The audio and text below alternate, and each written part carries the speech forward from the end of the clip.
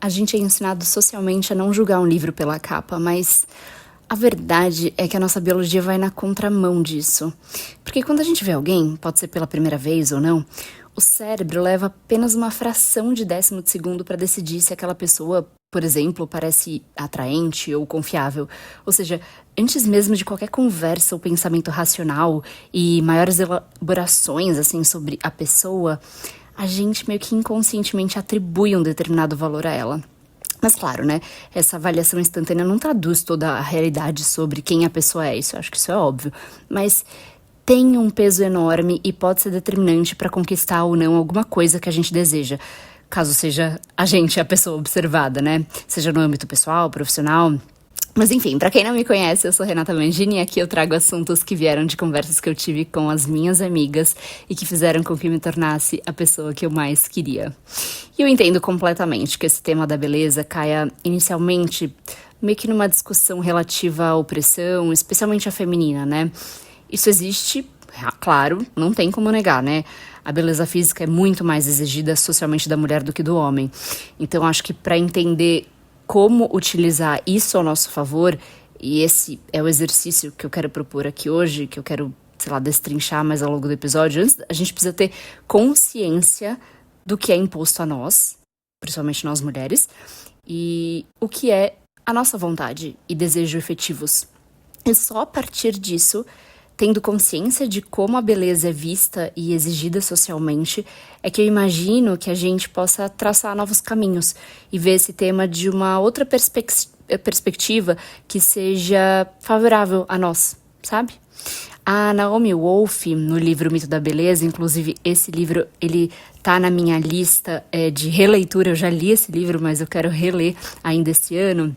Ela fala muito melhor sobre isso e destrincha essa, talvez, sei lá, armadilha social em que as mulheres estão inseridas, né? Esse livro, O Mito da Beleza, para quem não conhece, é uma obra clássica em que a Naomi argumenta que, à medida que as mulheres conquistaram direitos sociais, políticos, econômicos e tal, ao longo do século XX, surgiu uma nova forma de opressão, né? O ideal inatingível da beleza, em que ela sustenta que é uma construção cultural usada para manter as mulheres ocupadas, inseguras e subordinadas, mesmo quando já têm acesso à educação, mercado de trabalho ou ao poder político, né? E a minha ideia aqui não é trazer uma fórmula mágica para resolver um problema tão estrutural da sociedade, né? Mas eu acho que a proposta que eu quero trazer hoje, diga um pouco sobre a minha pessoa, acho que vai dizer muito sobre a minha pessoa, porque como eu disse, eu tendo normalmente a ver o copo meio cheio, né? Sempre tentar, de repente, fazer do limão uma limonada, sabe? E acho que se a gente tiver consciência das opressões que a gente recebe, e claro, cada um com o seu nível de opressão e dentro do seu recorte social, racial e de gênero, acho que a gente tem mais armas no sentido de mais consciência para utilizar isso ao nosso favor. E de repente, quem sabe fazer diferente, mudar alguma coisa, né? Esse mito, né, que a Naomi chama, ele reforça a ideia de que o valor de uma mulher tá diretamente relacionado à sua aparência física e que a gente já sabe como é, né? Jovem, magra, branca, sem rugas e dentro de padrões, assim, irreais para a maioria das pessoas. E tudo isso com o objetivo de só assim as mulheres se sentirem amadas, aceitas e no final para alimentar um sistema que lucra com a nossa constante insegurança, né? Me parece que essa crítica seja óbvia atualmente, porque já foi difundida e discutida em muitas rodas, mas às vezes o óbvio precisa ser dito, né? Então, a conversa de hoje leva em consideração esse ponto, até porque não tem como negar, existe sim uma pressão social para nós sermos belas e jovens para sempre, né? Mas para mim o problema não é a beleza em si, o problema é a pressão para caber num único modelo de beleza. O problema é a obrigatoriedade, sabe? É a prisão. Porque quando a beleza vira uma exigência externa, ela deixa de ser uma escolha e passa a ser uma forma de controle. E acho que é a partir disso, dessa consciência, que eu queria discutir esse tema de beleza olhando por outro viés, por outro ângulo, sabe? Como eu disse, a minha proposta aqui é encarar esse tema de uma forma, vamos dizer assim, estratégica. Não sei se vai dar certo, mas vamos tentar. e que no final das contas beneficia as pessoas oprimidas, no caso, nós mulheres, né? E o primeiro ponto, como eu disse, é ter consciência de que, quer você goste ou não, se isso é justo ou se é injusto, e parênteses, sim, muitas vezes é injusto, sua imagem sim comunica algo e isso acontece 24 horas por dia. Né? A gente fala e comunica o tempo todo, mesmo em silêncio, mesmo sem abrir a boca.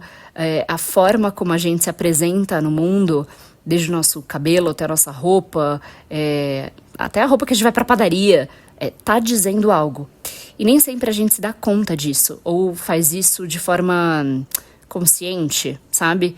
Até porque a gente pode pensar, tá, mas qual que é a importância de pensar na roupa ou na imagem que eu vou ter indo pra padaria? Calma, tá? Não é esse o ponto, muita calma. Você pode saber disso e utilizar essa informação intencionalmente ou não.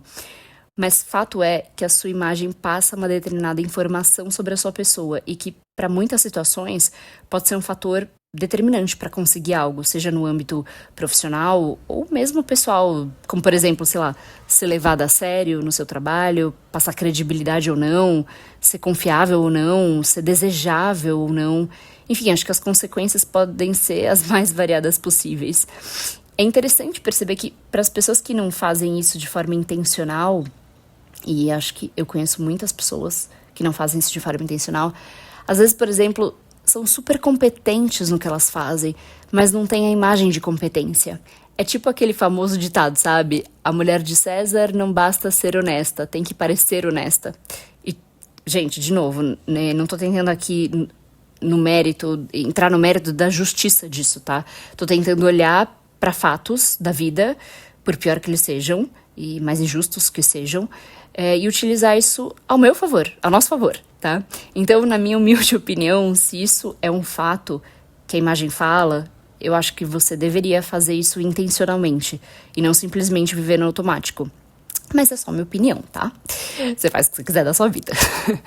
Mas para além da questão revolucionária, né, que a gente pode endossar de sempre se questionar sobre os padrões sociais impostos, eu penso que o dia a dia é muito menos romântico e a vida acontece de uma forma mais bruta, digamos assim, porque eu sinto que esse ato mais revolucionário de questionar certos padrões, né, de comportamento, vestimenta, enfim, parte de um lugar, acho que de muito privilégio, na verdade, já que para fazer isso a pessoa precisa de alguma forma estar com a vida meio ganha, sabe? Me parece que é um pouco irreal, por exemplo, que você, sei lá, vamos supor que você trabalha num ambiente corporativo tradicional. Você possa sair do padrão de vestimento esperado naquele ambiente sem ser demitida. Entende o que eu tô falando? E é engraçado porque antigamente, quando eu era mais nova, tipo adolescente, assim, eu tinha um discurso acalorado, assim, que questionava algo como: mas o que importa que eu tô vestindo? O que importa é meu trabalho, né? O que eu sei fazer, eu sou competente. Sabe assim, sabe esse discurso? E olhando pra Renata de antigamente, né, que tinha esse discurso, eu vejo uma pessoa que tava tentando romper com alguns padrões sociais e questionar esses padrões, o que é ótimo.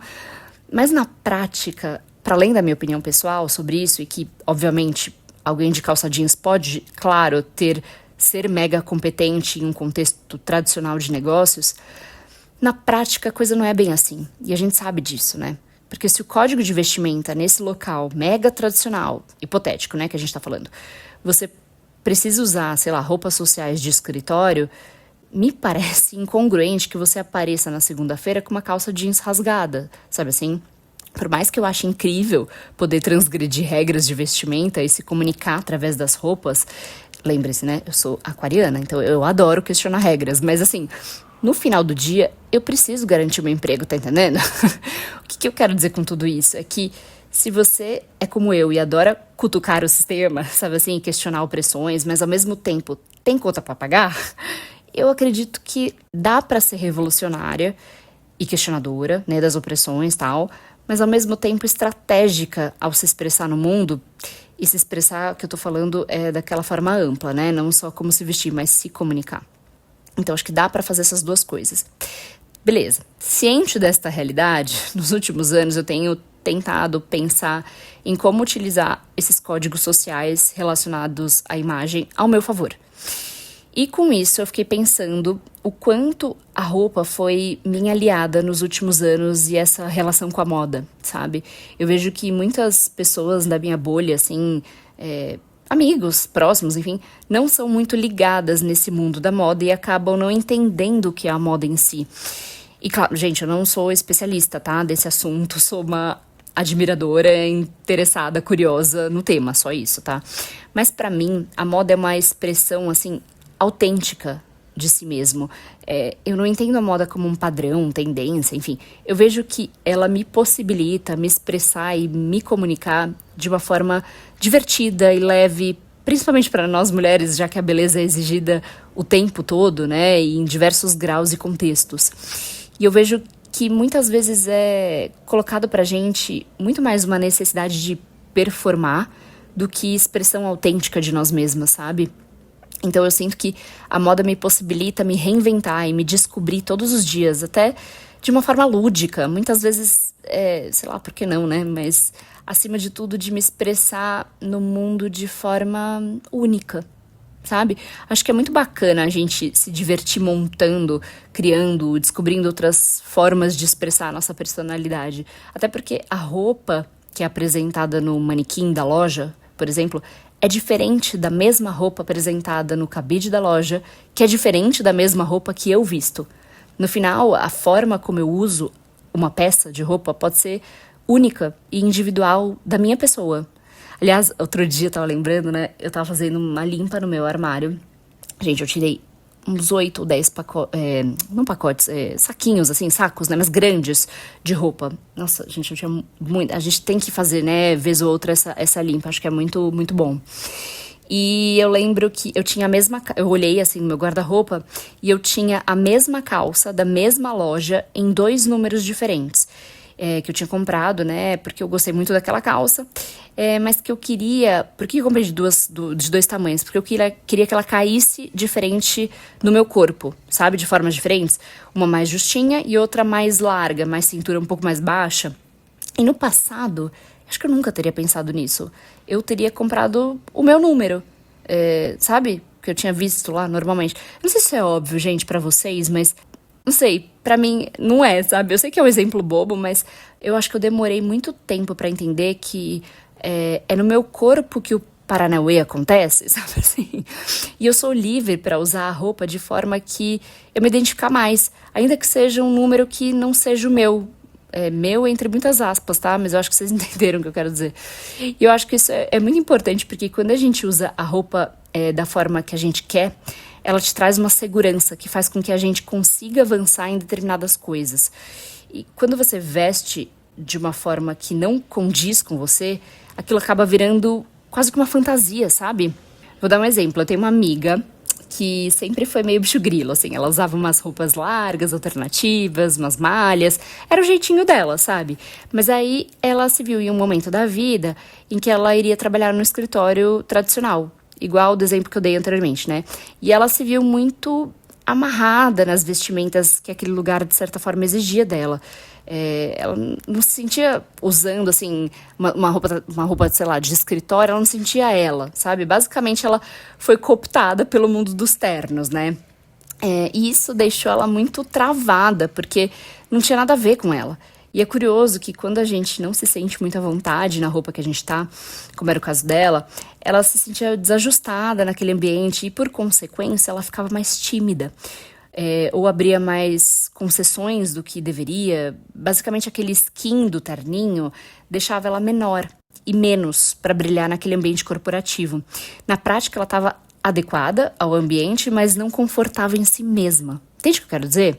Quem fala muito disso, da moda e conforto, é a Lela Brandão, né? E como o conforto muitas vezes é lido como um apagamento da imagem da mulher, como se o conforto fosse somente um moletom, o que não tem nada a ver, né?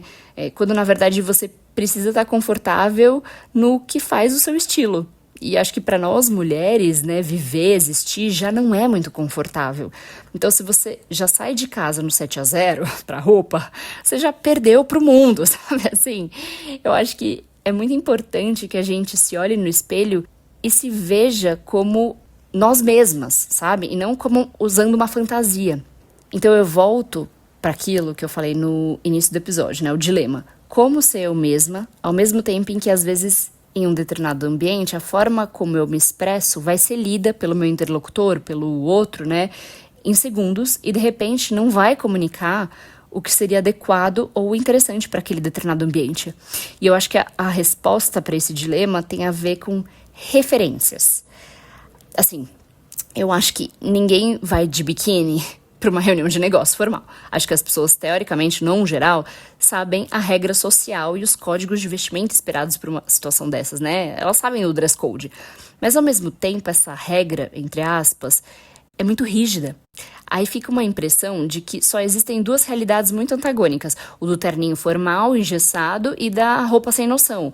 Mas aí que eu acho que para casar os mundos de quem eu sou e de quem é de qual é a regra do local, né, que eu vou, a gente precisa pensar em pluralizar esse espaço teoricamente formal. Você não precisa usar o terno quadrado para passar credibilidade. Não necessariamente. Existem N formas, né, da existência do terninho. Desde um terno, sei lá, de couro, oversize, ou com um fecho diferente, uma manga diferente, uma amarração. Ou seja, existem outras formas de expressão dessa formalidade.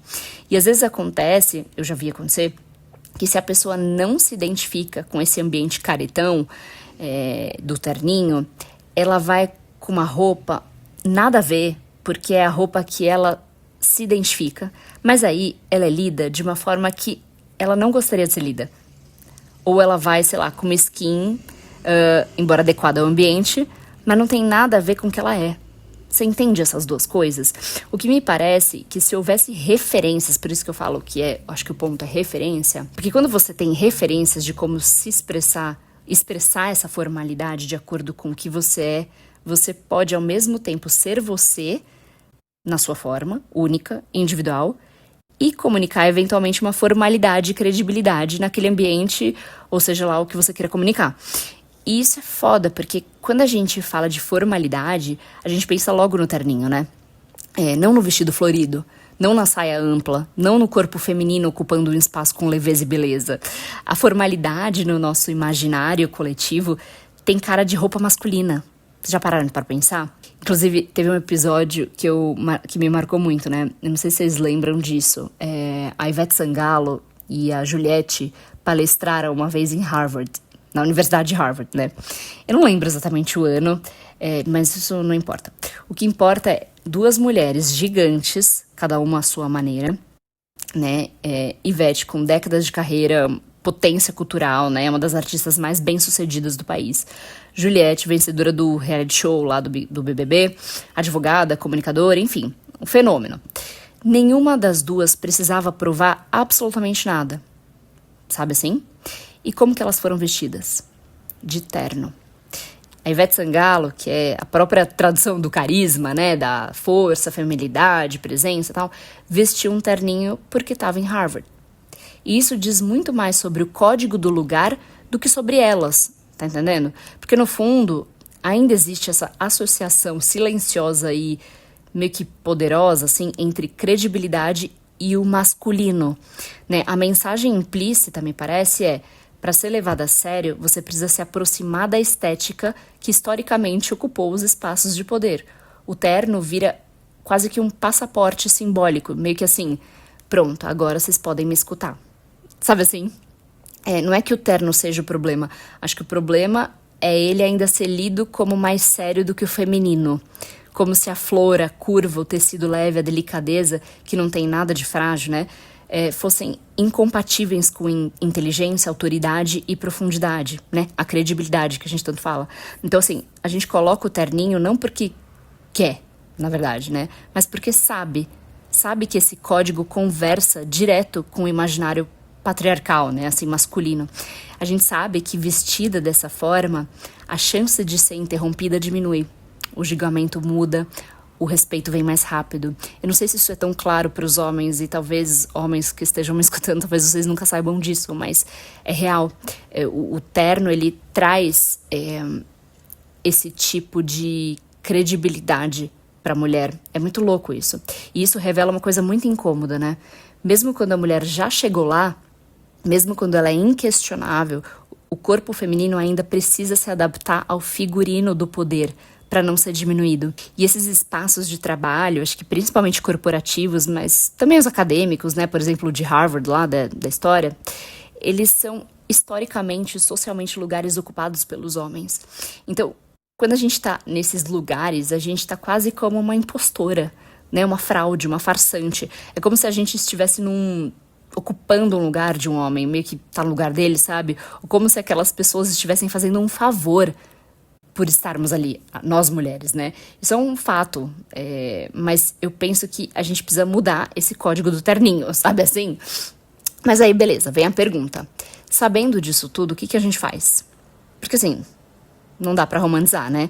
Não dá pra fingir que os códigos não existem. Eles existem, eles funcionam e produzem efeitos reais, né? Negar isso é quase que um luxo, né? Não sei. Às vezes, vestir o terninho é uma estratégia. É a leitura do ambiente, é a inteligência social, é chegar inteira onde historicamente nem nos deixam entrar, né, direito. Mas o ponto, acho que não é abolir o terno. O ponto é ampliar o repertório do que pode ser lido como sério, competente, confiável e de credibilidade, sabe?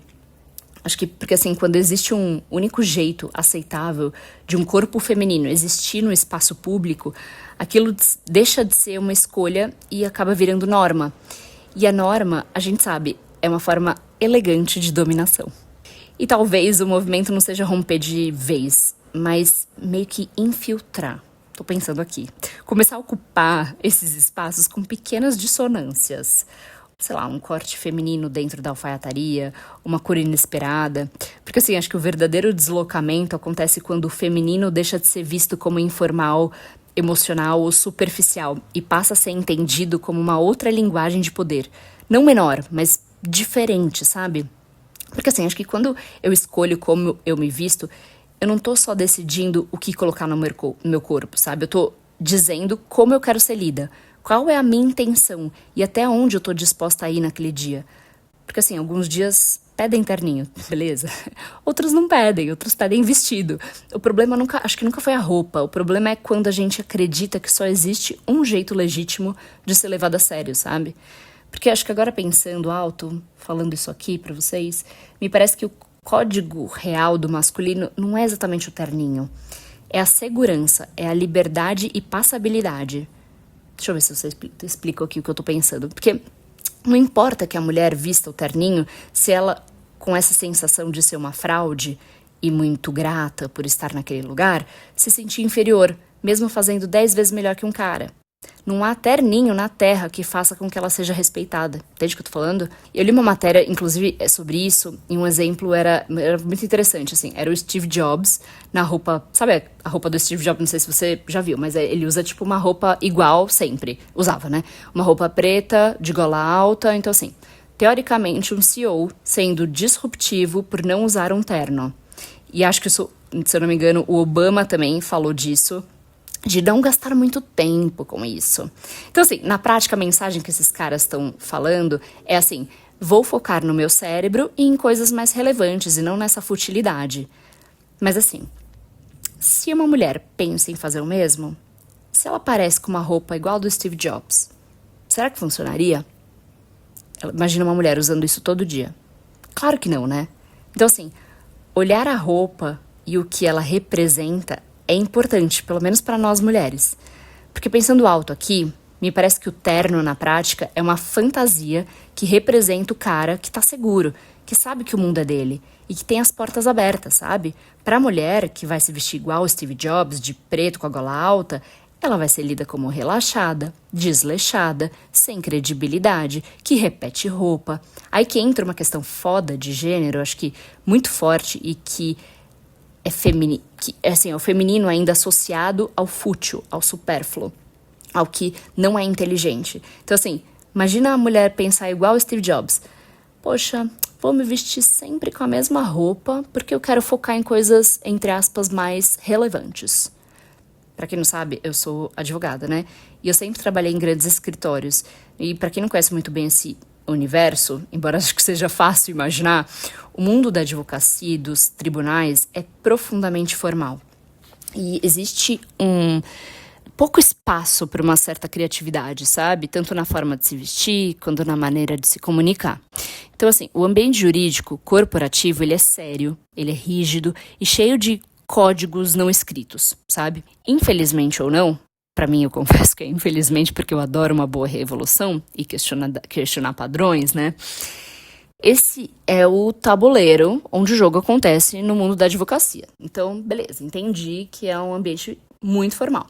E se eu quisesse crescer ali, me destacar nesse ambiente, ganhar autoridade e respeito, eu precisava aprender a jogar esse jogo. Precisava entender os códigos, dominar a linguagem, saber que quando eu falar, como me apresentar. E não como uma forma de me apagar, mas como uma estratégia de leitura de ambiente, sabe? Porque ignorar as regras não te torna livre, muitas vezes, só te torna invisível. E aí entra uma cena muito íntima da minha vida, porque assim, eu amo cor, eu amo roupa com história, amo brechó, amo peças que carregam identidade, sabe? Inclusive, recentemente eu fui num brechó na República, aqui em São Paulo, e um daqueles lugares assim, sabe, cheio de vida, de textura, de gente real, e eu encontrei 2 peças que na hora eu pensei assim, meu, isso sou eu. Aí eu comprei, feliz, eu tava eufórica e tal. E ao mesmo tempo que eu tava experimentando aquilo, me veio um pensamento meio triste. Mas assim, que eu pensei, cara, que pena, eu não vou poder usar isso no escritório de advocacia. Porque aquelas roupas refletiam a minha personalidade mais profunda. Não a skin advogada, que também faz parte de mim, mas é uma versão mais performática, vamos dizer assim, mais moldada pra sobreviver no mundo corporativo, né? E esse pequeno incômodo que me fez, né, que passou pela minha cabeça, diz muito. Ele mostra como muitas vezes a gente aprende a se mover no mundo vestindo personagens, né? Personagens, claro, necessários, inteligentes, estratégicos, mas ainda assim personagens. E tudo bem, não há nada de errado em saber vestir a skin advogada ou mulher de negócios, né, quando o lugar exige. Acho que o problema é esquecer ou nem saber quem você é em lugares que você pode ser você mesma. No mais profundo eu, sabe assim? Só que algo curioso acontece com o tempo. Eu acho que à medida que você cresce, que você constrói repertório, que conquista espaço e credibilidade no seu trabalho, por exemplo, eu acho que a rigidez começa a ceder. Ainda existe, claro, um contorno, o ambiente continua formal, os códigos continuam ali, mas surge uma fresta, vamos dizer assim, de liberdade, uma margem onde você pode escolher um tecido, um corte, um tom de voz, um jeito de entrar na sala, meio que uma margem onde a sua identidade começa a aparecer sem comprometer a sua competência, sabe assim? E é exatamente aí que mora a virada de chave. Entender que estética, postura e comunicação não são futilidades, nem concessões vazias, né? Elas são ferramentas, são linguagem. É uma linguagem, né? Então são formas silenciosas de dizer eu pertenço, eu sei o que eu estou fazendo e ao mesmo tempo eu sei quem eu sou. E acho que é justamente quando a gente entende isso que a conversa deixa de ser sobre roupa.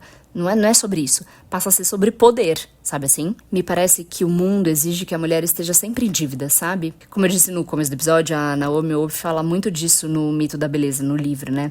Mas ela fala que os códigos de vestimenta no trabalho muitas vezes não existem para impulsionar as mulheres, mas para manter essas mulheres ocupadas, cansadas e inseguras, sabe? Sempre fazendo a gente se perguntar se a gente tá adequada o suficiente. E aí acho que existe uma diferença enorme entre escolher gastar tempo com roupa, como algo lúdico, prazeroso, quase que criativo, e viver isso como um martírio, sabe? Como mais uma prova de que você precisa passar antes mesmo de começar a trabalhar.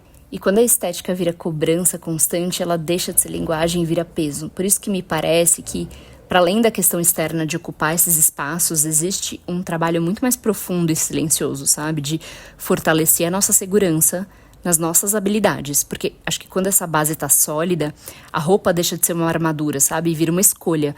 E escolha, quando é consciente, não aprisiona, né? Então ela sustenta uma posição. Então acho que por isso que é foda ter que imaginar que mulheres consolidadas, tipo a Ivete, a Juliette, né, terem que performar num terninho e passar credibilidade em Harvard, sabe assim?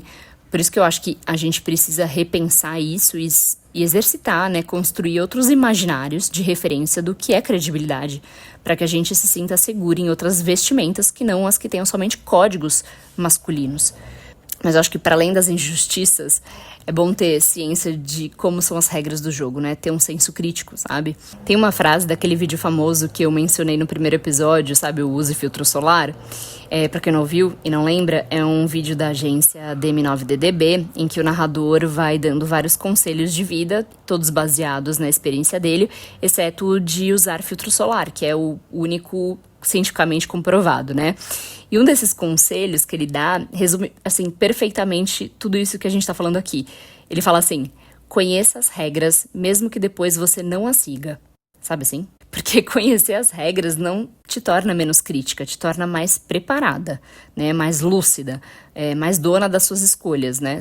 Só que essa consciência, na vida real, não acontece num vácuo, né? Ela esbarra no cansaço, no tempo curto e na sobrevivência, né? Porque na prática, a gente vive num país em que as pessoas acordam de madrugada para ir trabalhar, né? Elas chegam exaustas em casa e simplesmente assim, não tem espaço mental para refletir sobre códigos, imagem, estratégia, né? Tem uma coisa acontecendo, tem muita coisa acontecendo ao mesmo tempo, né? E para muita gente, o jogo não é sobre escolha, é sobre dar conta do dia, sabe assim? E claro que num mundo justo, todos deveriam poder fazer o que querem, né? Mas a gente vive num mundo em que assim, determina quem são as pessoas que podem ilusoriamente escolher alguma coisa.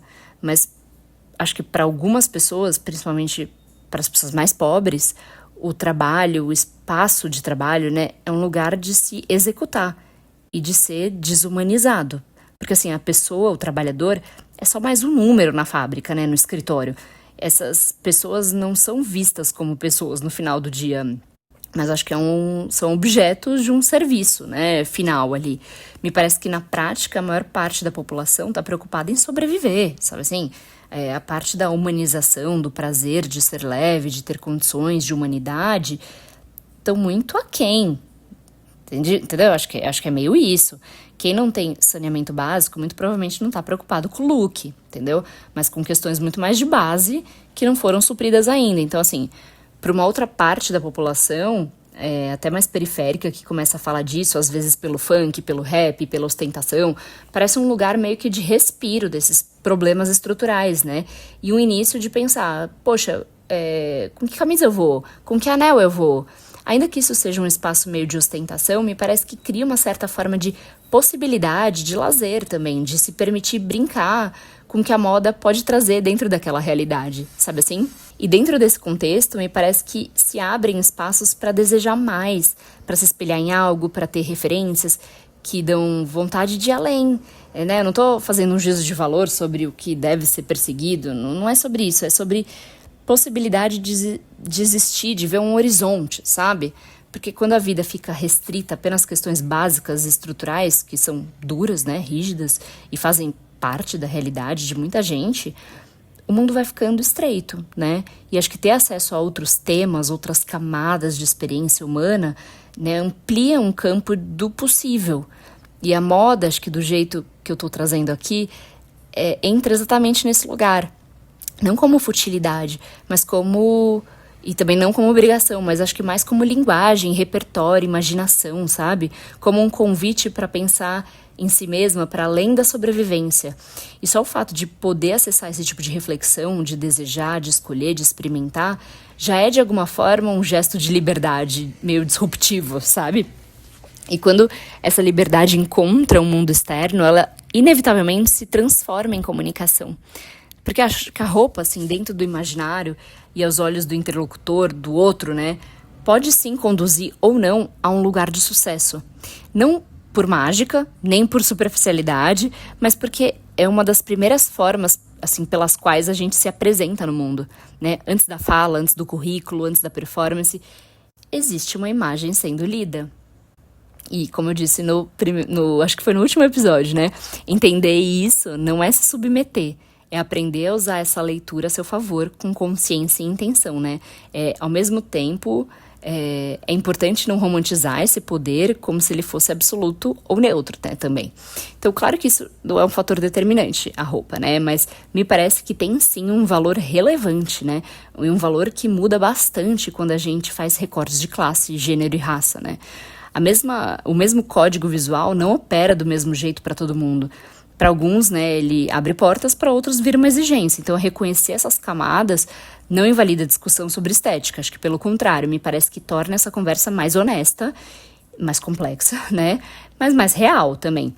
Então, acho que o ponto de sucesso, né, é encontrar o que você gosta, o que faz sentido para o seu corpo e do seu ponto de vista, mas ter ciência do que isso está comunicando para o mundo, né? Acho que um exercício que eu acho muito legal de experimentar a estética, né, e de forma mais lúdica, é testando possibilidades que em algum momento você nem ousou considerar.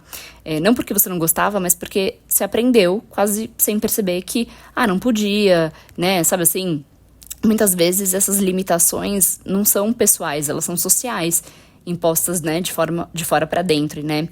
E pensa, sei lá, por exemplo, nessa ideia tão comum, né, que às vezes as pessoas têm. Eu sou gorda, então eu não posso usar roupa justa, porque vai parecer vulgar. Sabe assim? Será mesmo, gente? Ou será que isso é só mais uma regra não escrita, meio uó também, né, que a sociedade inventou para controlar os nossos corpos e os nossos desejos, sabe? Questionar esse tipo de pensamento não é sobre sair por aí se sentindo obrigada a usar nada. É sobre recuperar a escolha. E quando a escolha volta na sua mão, né, volta para nossa mão, acho que o vestir deixa de ser medo e vira uma experimentação, uma curiosidade e até uma diversão. Não sei. Eu acho que o mais legal da moda e essa possibilidade de meio que hackear o sistema, sabe? É quando você começa a entender de forma consciente o que uma roupa comunica, quais são os códigos do lugar que você vai frequentar e que, em geral, esperam de você ali, né? Não pra você se enquadrar de um jeito engessado, nem pra virar uma fantasia, tá? Que você vai usar lá, mas pra você se colocar como intenção, sabe? Adequada, acho que não é nem a palavra que eu gosto, é mais sobre ser legível naquele ambiente sem deixar de ser você. Acho que isso acontece quando você respeita o contexto do local, mas leva junto pequenos traços seus, sabe? Uma cor, um corte, um detalhe, um jeito de usar. Acho que são essas escolhas que transformam regra em expressão pessoal. Só que isso nem sempre é tão óbvio, porque, sendo bem sincera, muita gente nunca teve tempo ou espaço para se conhecer de verdade. Acho que, às vezes, a gente nem sabe direito do que a gente gosta, que cor a gente gosta, que tipo de roupa faz sentido no nosso corpo. Por isso que eu acho que experimentar de verdade outras cores, outras modelagens, buscar referências, tudo isso é muito mais sobre autoconhecimento do que futilidade de roupa, sabe? Porque experimentar aqui não tem nada a ver com tá bonita, performar, comprar sei lá, pra impressionar, sabe assim? É quase meio que um laboratório mesmo, do tipo, vai numa loja, sei lá, prova uma roupa que você nunca usaria. Prova uma modelagem que você sempre descartou. E faz isso sem compromisso nenhum, só por curiosidade. Por diversão. É um exercício simples, mas acho que muito interessante. Sei lá, você já pensou em experimentar uma calça jeans 2 números maior que o seu? Eu sei que parece besteira, mas muda totalmente o caimento. E para nós mulheres, talvez aqui os homens que estão me ouvindo não vão entender muito bem, porque isso pesa muito mais sobre a gente. A gente cresceu achando que o nosso corpo tá sempre errado. Então, assim, brincar com numeração e caimento pode ser meio libertador, sabe? Você começa a perceber que não é você que não cabe na roupa. É meio que a roupa se comporta, né, de diferentes formas em cada corpo. E isso vai trazendo, acho que, um senso de uma reapropriação, sabe? De tomar posse do próprio corpo, de entender como ele existe no mundo sem precisar pedir desculpa, que é o que a gente sente normalmente, né? A gente como mulher. E exatamente desse lugar, acho que uma reconciliação, né, com o nosso próprio corpo, que a conversa se amplia, porque no fim das contas a gente não tá falando só de roupa, nem só de beleza, mas de consciência, né? Consciência de como o mundo lê a gente, antes mesmo que a gente diga qualquer coisa, né? Acho que consciência das estruturas que pressionam, mas ao mesmo tempo consciência do espaço que ainda existe para manobra, para criação, para autenticidade, sabe assim? Acho que quando a gente entende esses códigos sem romantizar e sem fingir que as injustiças não existem, elas existem, né? a gente começa a jogar o jogo com mais clareza, com mais pé no chão. E aos poucos a imagem deixa de ser uma prisão e vira ferramenta, vira linguagem, vira estratégia, sabe? E aí, pensando bem, talvez a verdadeira revolução esteja exatamente nisso, ocupar o mundo com intenção. Escolher como a gente quer aparecer. Não para agradar padrão nenhum, nada, mas para abrir espaços, abrir caminhos. Porque quando a gente se veste de si mesma, com liberdade e consciência, o corpo deixa de pedir licença e começa a apontar para onde a gente quer ir. É isso por hoje, gente. Acho que foi muita coisa, né? Mas obrigada por me ouvirem até aqui. Se inscrevam, compartilhem e semana que vem a gente se encontra de novo. Beijos!